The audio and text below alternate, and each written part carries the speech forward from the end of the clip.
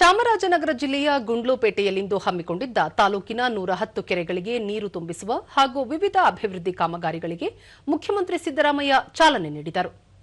ಇದೇ ಸಂದರ್ಭದಲ್ಲಿ ಕೋವಿಡ್ ಸಮಯದಲ್ಲಿ ಆಮ್ಲಜನಕ ಕೊರತೆಯಿಂದ ಮೃತಪಟ್ಟವರ 25 ಕುಟುಂಬಗಳಿಗೆ ಅನುಕಂಪದ ಆಧಾರದ ಮೇಲೆ ಸರ್ಕಾರಿ ಉದ್ಯೋಗ ನೀಡುವ ನೇಮಕಾತಿ ಪತ್ರ ಹಾಗೂ ವಿವಿಧ ಫಲಾನುಭವಿಗಳಿಗೆ ಸಾಲ ಸೌಲಭ್ಯವನ್ನು ಮುಖ್ಯಮಂತ್ರಿ ವಿತರಿಸಿದರು.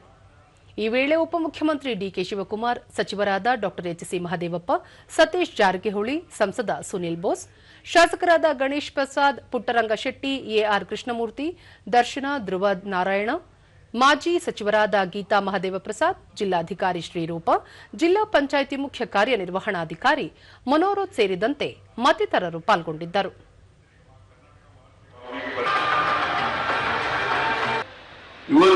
ಬಳಿಕ ಸಿದ್ದರಾಮಯ್ಯ, ರಾಜ್ಯದಲ್ಲಿ ಜಲಮೂಲಗಳ ಸಂರಕ್ಷಣೆಗೆ ಸರ್ಕಾರ ಹೆಚ್ಚಿನ ಆದ್ಯತೆ ನೀಡಿದ್ದು, ರಾಜ್ಯಾದ್ಯಂತ ಕೆರೆಗಳ ಮರುಪೂರಣಕ್ಕೆ ಅಗತ್ಯ ಕ್ರಮ ಕೈಗೊಳ್ಳಲಾಗುತ್ತಿದೆ.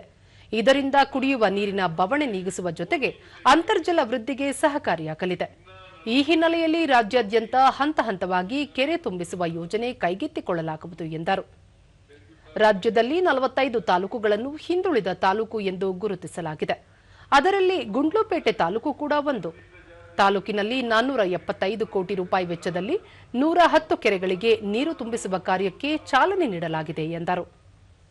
1,60,000 ಕೋಟಿ ನಾವು ಯಾವತ್ತೂ ಕೂಡ ಸಮಾಜದಲ್ಲಿರ್ತಕ್ಕಂಥ ಬಡವರು, ದಲಿತರು, ಹಿಂದುಳಿದವರು, ಅಲ್ಪಸಂಖ್ಯಾತರು ಮತ್ತೆ ಎಲ್ಲ ಜಾತಿ, ಎಲ್ಲ ಧರ್ಮದ ಬಡವರು, ಅವ್ರ ಪರವಾಗಿ ಕೆಲಸ ಮಾಡ್ತಕ್ಕಂಥ ಪಕ್ಷ ಅಂತಕ್ಕಂಥದ್ದನ್ನ ತಮಗೆ.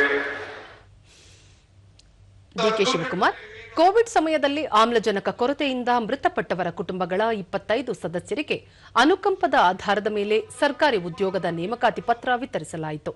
ಜಿಲ್ಲಾ ಮತ್ತು ರಾಜ್ಯದ ಅಭಿವೃದ್ಧಿಗೆ ಸರ್ಕಾರ ಬದ್ಧವಾಗಿದೆ ಎಂದರು.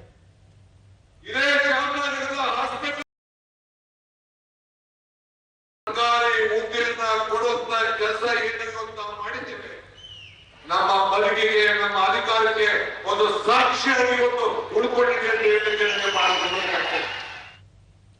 ಸತೀಶ್ ಜಾರಕಿಹೊಳಿ, ಚಾಮರಾಜನಗರ ಜಿಲ್ಲೆಯ ಹೊಗೇನಕಲ್ ಜಲಪಾತದಲ್ಲಿ ಕರ್ನಾಟಕ ಮತ್ತು ತಮಿಳುನಾಡಿಗೆ ಸಂಪರ್ಕ ಕಲ್ಪಿಸುವ ಸೇತುವೆ ನಿರ್ಮಾಣಕ್ಕಾಗಿ 50 ಕೋಟಿ ರೂಪಾಯಿ ಬಿಡುಗಡೆ ಮಾಡಲಾಗಿದೆ. ಇದರಿಂದ ಪ್ರವಾಸೋದ್ಯಮಕ್ಕೆ ಉತ್ತೇಜನ ದೊರೆಯಲಿದೆ ಎಂದು ಹೇಳಿದರು.